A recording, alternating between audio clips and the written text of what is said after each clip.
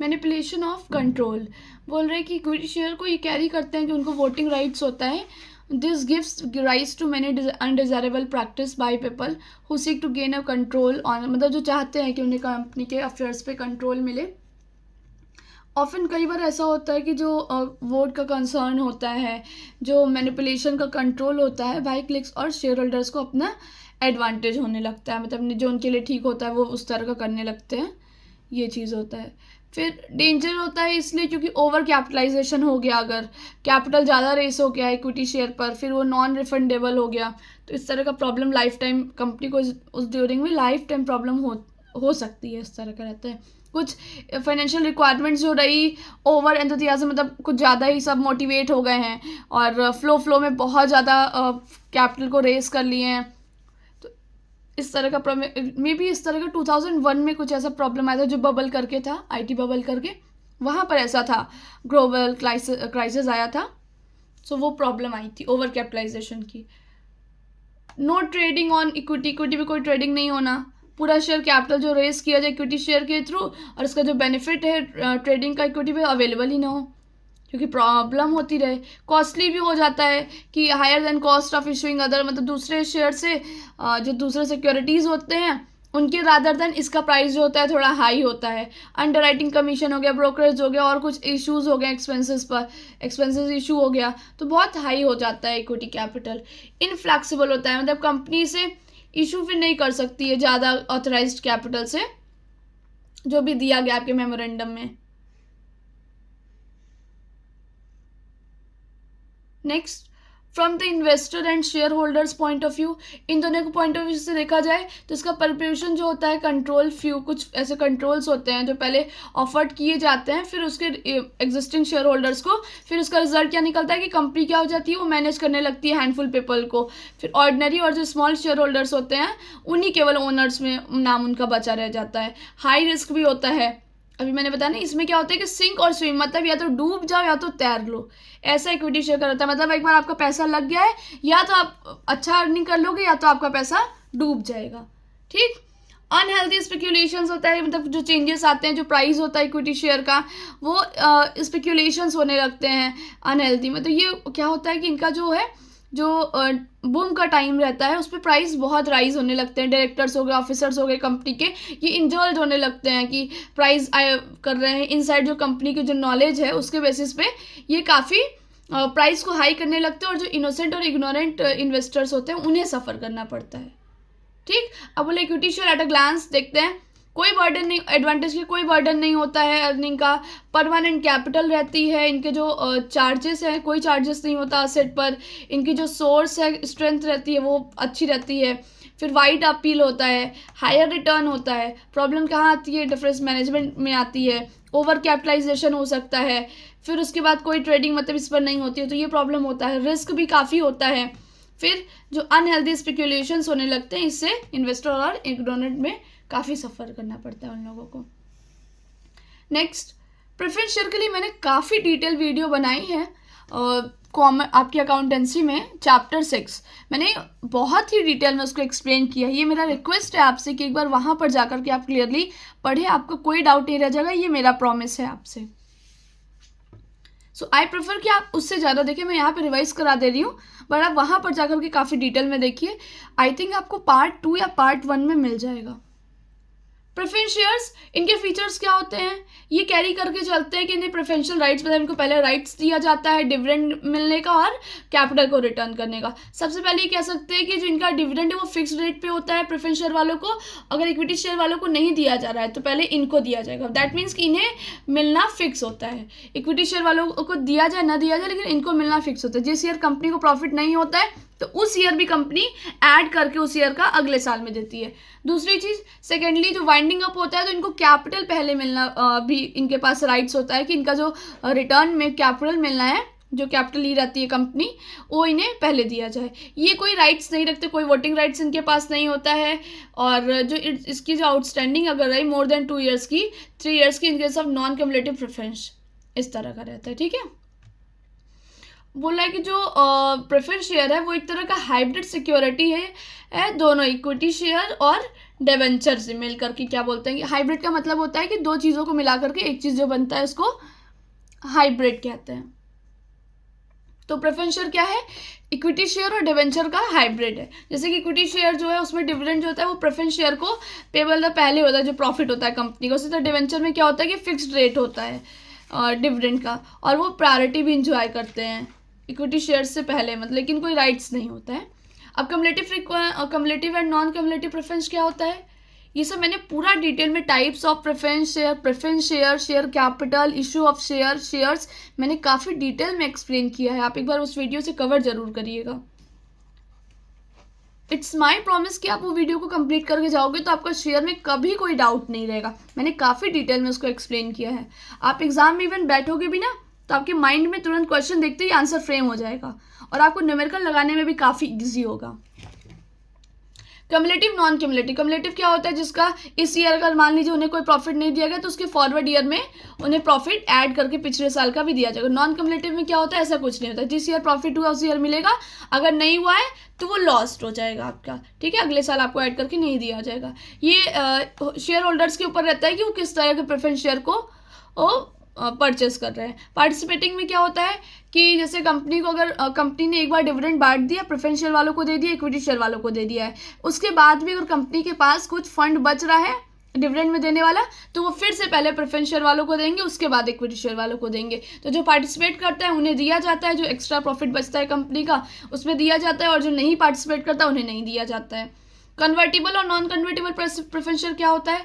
Convertible preference share वो होता है जो जिनको एक फिक्स पीरियड के टाइम में ये बोला जाता है कि you can convert your preference share into a equity share after a fix period of time. ये देखिए शेयर कन्वर्ट किए जाते हैं इक्विटी शेयर में एक फिक्स्ड पीरियड के अंदर में, ठीक है, और नॉन कन्वर्टेबल में नहीं कर सकते, उनके पास ये राइट्स नहीं होता है।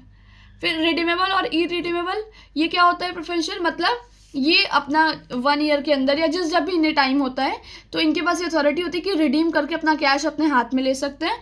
और इरिडीमेबल प्रेफरेंस शेयर में क्या होता है कि उनके पास अथॉरिटी नहीं होती, वो लिमिटेड टाइम होता है कि इतने टाइम के अंदर में आप नहीं कर सकते हो, ठीक है। कुछ एडवांटेज है प्रेफरेंस शेयर का कंपनी के पॉइंट ऑफ व्यू से देखा जाए तो इनका एडवांटेज ये होता है कि इन्वेस्टर्स के जो कॉशियस अपील होते हैं उस पर इनको हेल्प रहता है कि जो इनके कैपिटल होते हैं, मतलब सेफ्टी फॉर उनके कैपिटल का सेफ्टी रहता है और जो कि हाई रिटर्न रहता है। ये चीज़ अगर कंपनी को ज़्यादा प्रॉफिट हो रहा है लेकिन फिर भी उनका जो फिक्स रेट होता है कि मुझे इतना ही देना है तो उतने की वजह से ही उन्हें ज़्यादा कंपनी को नहीं देना पड़ता अपना प्रॉफिट। फिर प्रॉफिट का कोई बर्डन नहीं होता, इनका फिक्स रेट होता है। कंपनी भले 1 लाख रुपए कमाए लेकिन अगर इनको देना है 10 रुपये तो ये 10 ही रुपये देंगे, उससे ज़्यादा नहीं देंगे। कोई इंटरफेरेंस नहीं होता मैनेजमेंट में, मतलब आपने शेयर खरीद लिया है फिर आप कंपनी को उससे मतलब नहीं है, कोई मैनेजमेंट में कोई इनका इंटरफेरेंस नहीं है, कोई एसेट पे इनके चार्जेस नहीं लगेंगे।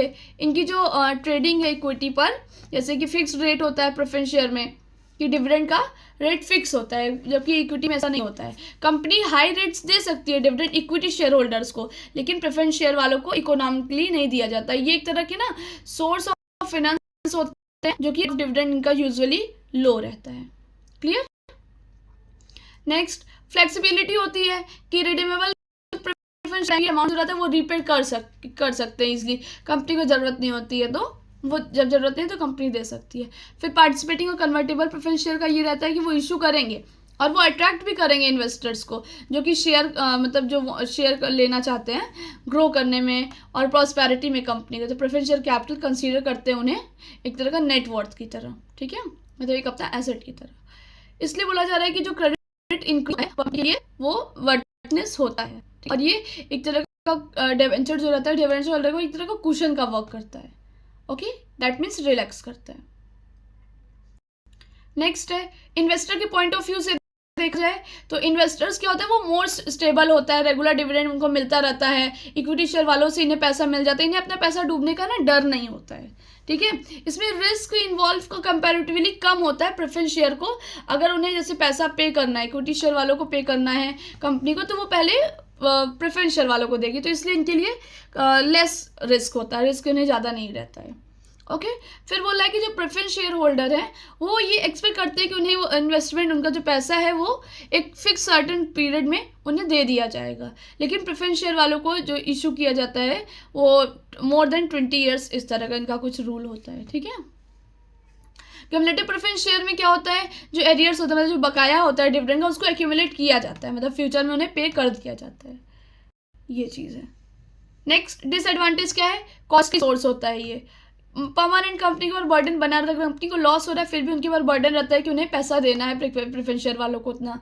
फिर लीगल फॉर्मेलिटीज़ जो रहती हैं, बहुत तरह का प्रॉब्लम्स आता है कि ये लीगल रेस्ट्रिक्शन है, इस तरह का वो राइट्स नहीं, उनके पास राइट्स नहीं है ट्रांसफ़र करने का, ये सब प्रॉब्लम आता है।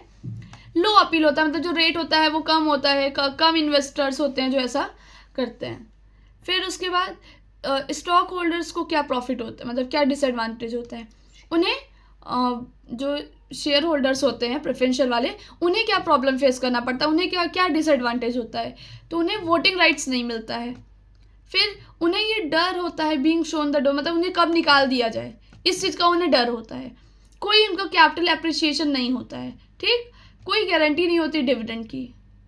ओके, नेक्स्ट एडवांस में देखते हैं, इन्वेस्टर्स का अपील कॉशन होता है, कोई चार्ज नहीं होता इन्वेस्ट एसेट्स पर, कोई बर्डन नहीं होता प्रॉफिट पर, कोई कंपनी के मैनेजमेंट में कुछ कोई तरह का भी इंटरफेरेंस नहीं होता है, ट्रेडिंग नहीं होती इक्विटी पर, और फ्लेक्सिबिलिटी रहती है। क्या प्रॉब्लम आती है, लिमिटेड अपील होता है, कुछ अनसर्टन रिटर्न्स होते हैं, फिक्स्ड लाइबिलिटी होती है, लैक ऑफ वोटिंग राइट्स नहीं होता है, इन्हें कभी भी डर होता है कि कभी भी कंपनी इन्हें आउट कर सकती है।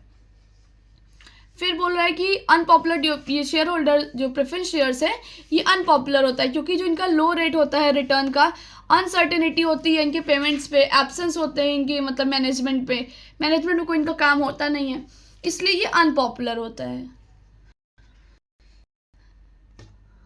जो प्रेफरेंस शेयर्स होते हैं वो यूजफुल सोर्स होते हैं कैपिटल के, ठीक है, जैसे कि असेट जो है वो एक्सेप्टेबल नहीं है, सफिशिएंट कोलेटरल सिक्योरिटीज मिली इशू करने के लिए डिवेंचर को। जब हाई इंटरेस्ट होता है तो उन्हें पेड किया जाता है, इशू डिवेंचर दिया जाएगा या उसके असेट के अगेंस्ट में कोई चीज़ ऑलरेडी दी जाएगी, तो इस तरह का रहता है इनका। फिर जब कंपनी के जो प्रमोटर्स रहते हैं वो रिटेन करना चाहते हैं अपने कंपनी पे कंट्रोल, उनका मतलब जो पेमेंट हो गया या फिक्स्ड ऑब्लिगेशन जो है क्रिएट करना होता है, तो वो रिटेन करते हैं कंट्रोल को। कंपनी की जो नीड्स होती है, फंड्स होते हैं मीडियम टर्म के लिए, वो भी इशू कर सकते हैं रिडीमेबल प्रेफरेंस शेयर, ठीक है। प्रेफरेंस शेयर इशू किया जा सकता है एज अ मतलब वो इस तरह भी इशू कर सकते हैं कि एज अ बोनस हो गया इंक्रीज करने के लिए कि अदर शेयर्स के सेल के लिए, ओके। फिर difference between equity share and preference share, again मैं बोलना चाहूँगी कि आप उस वीडियो को श्योर देखिएगा क्योंकि उसमें मैंने लर्न कराया है प्रॉपरली पूरे शेयर चैप्टर को। कंपनी अकाउंट्स है वो चैप्टर का नाम, तो उसमें शेयर के डिटेल दिया गया है कि कैसे आप लर्न करो, क्या क्या इंपॉर्टेंट है और कितने ईजी तरीके से आप लर्न कर सकते हो। यहाँ तो मैं रिवाइज करा रही हूँ, ओवरव्यू करा रही हूँ क्योंकि आप ही की बुक है, आप वहाँ से रिवाइज करें। डिस्टिंक्शन बिटवीन इक्विटी शेयर और प्रेफरेंस शेयर में क्या क्या डिफरेंस होता है, नॉमिनल वैल्यू जो होती है प्रेफरेंस शेयर वालों की हाई होती है और इक्विटी शेयर वालों की लो होती है। इसमें रिस्क क्या होता है, सबसे बड़ी बात ओनरशिप किसके पास होती है, ओनरशिप इसके पास होती है, तो रिस्क किसके पास होगा, ज़्यादा इसके पास होगा। सिंक और स्विम ये इंपॉर्टेंट है, कीवर्ड्स है, नोट रखिएगा, ठीक है। इसमें तो डिविडेंड जो रहता है वो फिक्स्ड रेट से रहता है, जो राइट्स होता है डिविडेंड का कि किसे पहले मिलेगा तो वो प्रेफरेंस शेयर वालों को पहले दिया जाएगा, उसके बाद जो बचेगा वो इक्विटी शेयर वालों को दिया जाएगा। रेट ऑफ डिविडेंड क्या होता है, इसका जनरली फिक्स होता है ना, और इनका क्या होता है बदलता रहता है, कंपनी के प्रॉफिट के अकॉर्डिंग ये चलता रहता है। रिफंड ऑफ कैपिटल कब रिफंड करेंगे, पहले कैपिटल रिफंड कर दिया जाता है, उसके बाद इनके रिपेमेंट करने के बाद इक्विटी शेयर वालों को दिया जाता है। फिर वोटिंग राइट्स क्या होता है, इनके पास लिमिटेड वोटिंग राइट्स होता है, रेयर में नहीं भी होता है, कोई मतलब नहीं होता इनके पास होने ना होने का, और इनके पास पूरी तरह से वोटिंग राइट्स होता है। अपील क्या होता है, मतलब ये जैसे इन्वेस्टर्स के थ्रू कुछ अपील किया गया किसी वजह से कंजर्वेटिव रहा, ये सब प्रॉब्लम आता है। और यहाँ पे क्या होता है, इनका अपील मतलब बोल्ड रहेगा, एडवेंचरस रहेगा इन्वेस्टर्स का, कि मानना ही मानना है, इनको कभी हल्के में ले लिया जाता है बट इनको नहीं, ठीक है। रिडेम्पशन क्या होता है, ये लाइफ टाइम कंपनी के मतलब रिडीमेबल होता है, जब भी आपको कंपनी की जो लाइफ टाइम है तब तक आप इसको रिडीम करा सकते हो, ये रिडीमेबल नहीं होता है टाइम के लिए। फिर कन्वर्टिबिलिटी, ये में भी कन्वर्ट हो सकता है इक्विटी शेयर में, लेकिन ये इक्विटी शेयर वाले प्रेफरेंस में कन्वर्टेबल नहीं होते हैं। अरियर्स ऑफ डिविडेंड, तो अरेट्स ऑफ डिविडेंड ये में एक्यूमुलेट होगा, मतलब अगर इस साल नहीं दिया गया है तो अगले साल इस साल का भी जोड़ करके दे दिया जाएगा, बट इसमें ऐसा कुछ नहीं होता है। ऑर्डर ऑफ रिफंड, रिफंड का इक्विटी शेयर, मतलब अगर before equity shares are paid, जब तक इक्विटी शेयर पेड नहीं हुए हैं तब तक रिफंड का ऑर्डर दिया जा सकता है, बट अगर एक बार, लेकिन अगर प्रेफरेंस शेयर पेड हो गए तो उसके बाद दे सकते हैं आप इसमें ऑर्डर ऑफ रिफंड। फिर further issue of share, extra issue कर सकते हैं शेयर को, नहीं, इनको ये राइट्स नहीं होता है कि ये बोनस को और शेयर को इशू कर सके, और यहाँ पे क्या है, इनके पास राइट्स होता है। कंपनी बल्कि इशू करना चाहती है और इक्विटी शेयर्स को, ठीक है, क्योंकि कंपनी को इससे प्रॉफिट होता है। सो थैंक यू, ये पार्ट आपका कंप्लीट हुआ। नेक्स्ट पार्ट में इसके आगे का कवर करेंगे अपन। इतना आप रिवाइज करिए, जो भी प्रॉब्लम होगी, जिस तरह का भी डाउट होगा, आप कमेंट सेक्शन में मुझे मैसेज कर सकते हैं, मैं प्रॉपरली आपको हेल्प करूँगी। Thank you for watching us. Next part के लिए आप सर्च कर लीजिएगा।